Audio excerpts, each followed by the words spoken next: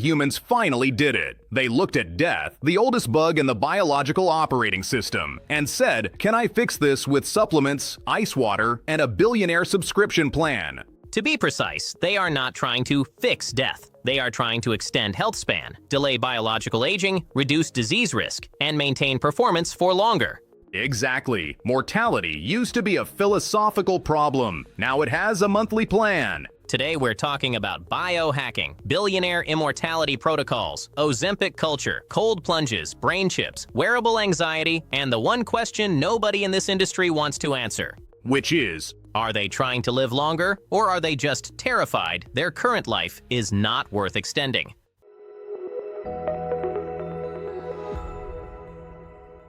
The first thing people misunderstand about longevity is that it is not only about vanity, it is about fear. Aging is the one process every human can see, feel, and measure, but cannot fully stop. and humans hate things they can't control. Weather, aging, comment sections, their own sleep schedule. If it does not obey them, they invent a dashboard for it. That is actually accurate. The modern longevity movement is built on measurement. If aging can be represented through biomarkers, biological age tests, glucose curves, inflammation markers, sleep scores, heart rate variability, VO2 max, and epigenetic clocks, then it feels less mysterious.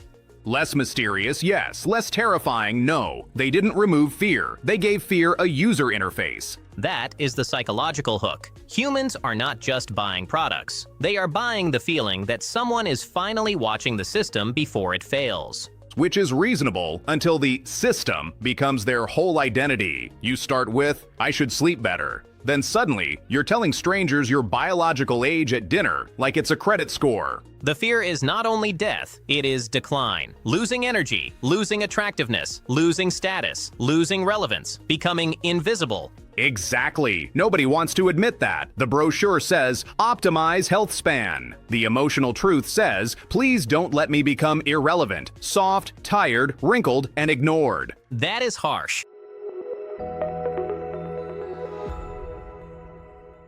The industry packages this fear into categories: tracking, testing, intervention, and status. First, they track the body. Then, they test the body. Then, they sell interventions. Then, they turn the results into social proof.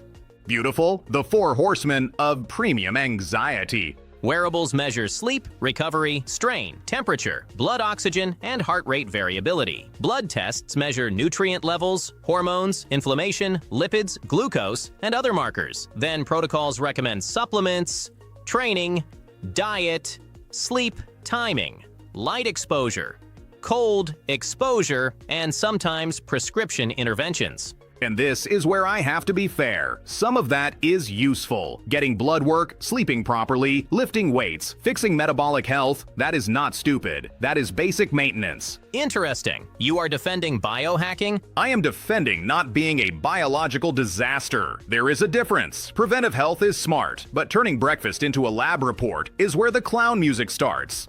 The problem is escalation. Basic health habits get surrounded by luxury equipment and extreme protocols until people forget the foundation. Exactly. The foundation is boring. Sleep, movement, protein, vegetables, less alcohol, less stress, sunlight, actual friends. But boring does not sell. So the market adds lasers, trackers, shots, tests, chambers, subscriptions, and a guy on Instagram whispering mitochondria like it's a prayer. Because simple advice has low perceived value. Correct. Nobody wants to pay $4,000 to hear walk daily and stop doom scrolling at 1 a.m. They want a machine that looks like it was stolen from a spaceship.